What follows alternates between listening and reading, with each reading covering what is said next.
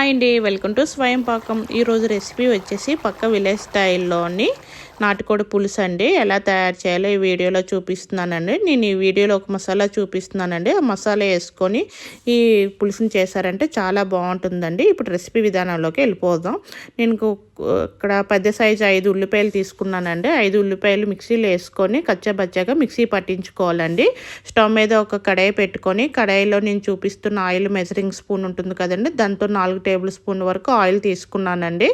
Oil వేడెక్కినాక ఒక 10 పచ్చిమిరపకాయ చీలికలు మనం మిక్సీ పట్టించుకున్న ఉల్లిపాయలను వేసుకోవాలండి. ఉల్లిపేస్ట్ని వేసుకొని ఉల్లిపాయ కలర్ వచ్చినంత వరకు ఫ్రై చేసుకోవాలండి. ఇలా కలర్ చేంజ్ అయింది కదండి, ఇలా ఏగితే సరిపోతుంది ఆనియన్ పేస్ట్ అనేది. ఇప్పుడు మనం క్లీన్ చేసుకొని ఉంచుకున్న నాటుకోడి ముక్కలను వేసుకోవాలండి. ఈ మాంసం అనేది 1.5 కేజీ వరకు వచ్చింది. ఇప్పుడు ఇందులోనే 2 టేబుల్ స్పూన్ వరకు అల్లం వెల్లుల్లి పేస్ట్ని వేసుకోవాలండి. అలాగే 2 రెమ్మల కరివేపాకు రెమ్మలు వేసుకోవాలండి. అల్లం వెల్లుల్లి పేస్ట్ ఈ చికెన్తో వేగితే చికెన్ అనేది టేస్ట్ బాగుంటుంది, అలాగే ఫ్లేవర్ కూడా బాగుంటుందండి. ఈ చికెన్ అన్నిటిని ఒకసారి బాగా కలుపుకోవాలండి. బాగా కలుపుకొని హై ఫ్లేమ్లోని మూత పెట్టుకొని ఒక 5 నిమిషాలు అనేది మగ్గించుకోవాలండి. ఈ చికెన్తో పాటు అల్లం వెల్లుల్లి పేస్ట్ కూడా వేగిపోతుందండి. ఇప్పుడు మూత పెట్టుకొని హై ఫ్లేమ్లో ఒక 5 నిమిషాలండి ఉడికించుకోవాలి ఈ చికెన్ అనేది. ఇలా 5 నిమిషాల తర్వాత చికెన్ నుంచి వాటర్ రిలీజ్ అవుతుందండి. ఇలా వాటర్ రిలీజ్ అయినప్పుడు ఇందులో రుచికి సరిపడినంత ఉప్పు అండి. నేనైతే రాళ్ళ ఉప్పుని వేసుకుంటున్నాను. ఈ కూరకు రాళ్ళ ఉప్పు అయితే బాగుంటుంది. అలాగే 1 టీ స్పూన్ వరకు పసుపుని వేసుకోవాలండి. పసుపుని వేసుకొని ఒకసారి బాగా కలుపుకోవాలి ఈ కూర కలుపుకొని మళ్ళీ మూత పెట్టుకోవాలండి. వాటర్ అంతా ఇంకిపోవాలి. ఇప్పుడు చికెన్కి ఒక మసాలా రెడీ చేసుకోవాలండి. చిన్న మిక్సీ జార్ ఒకటి తీసుకోవాలి. అందులోని 3 టేబుల్ స్పూన్ వరకు ధనియాలు వేసుకోవాలండి. అలాగే 2 టీ స్పూన్లు గసగసాలండి, 1 టీ స్పూన్ జీలకర్ర అండి, అలాగే 1/2 టీ స్పూన్ ఆవాలు, 1/2 టీ స్పూన్ మెంతులండి, అలాగే 3 టేబుల్ స్పూన్ వరకు ఎండు కొబ్బరి ముక్కలండి వేసుకుంటున్నాను. అలాగే 2 ఇంచులు దాల్చిన చెక్క, 4 ఇలాచి, 6 లవంగాలు, కన్నాస పువ్వు ఉంటుంది కదండి, అందులో సగం వేసుకుంటున్నానండి. అలాగే 1/2 టీ స్పూన్ మిరియాలని వేసుకోవాలండి. 1/2 టీ స్పూన్ వాము అండి.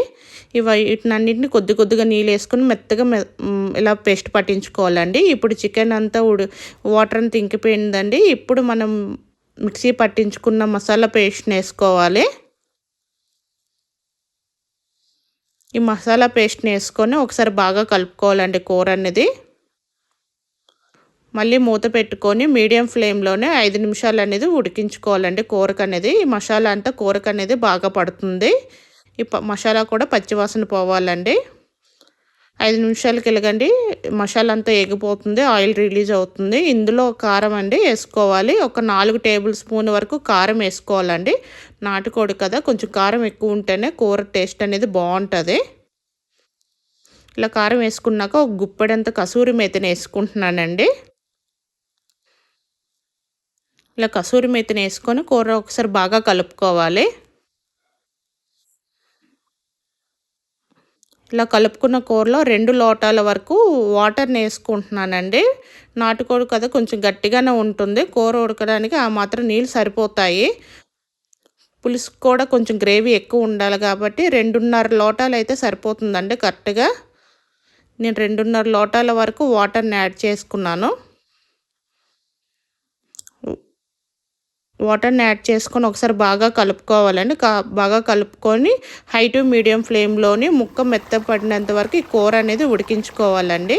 ఇదిగోండి పులుసుకి ఈ విధంగా కన్సిస్టెన్సీ అనేది ఈ విధంగా ఉంటే సరిపోతుంది. సంగట్లోకి దోశల్లోకి బాగుంటుంది ఇలాగా పులుసు కన్సిస్టెన్సీ ఈ విధంగా ఉంటే. ఇప్పుడు లాస్ట్గా స్టవ్ ఆఫ్ చేసే ముందు ఒక 2 గుప్పెళ్ళ కొత్తిమీరని వేసుకొని 2 నిమిషాలు ఉడికించుకొని స్టవ్ ఆఫ్ చేసుకోవడమేనండి. అంతేనండి, రుచికరమైన నాటుకోడి పులుసు రెడీ అయిపోయింది. మీకు నచ్చిందా? నచ్చితే ఈ విధంగా ట్రై చేయండి. ట్రై చేసి ఎలా వచ్చిందో నా కామెంట్ సెక్షన్లో చెప్పండి. మీకు కనుక ఈ రెసిపీ నచ్చినట్టయితే లైక్ చేయండి, షేర్ చేయండి, నా ఛానల్ని సబ్స్క్రైబ్ చేసుకోండి. ఈ వీడియోని మీ ఫ్రెండ్స్ అండ్ ఫ్యామిలీకి షేర్ చేయండి. Thank you for watching.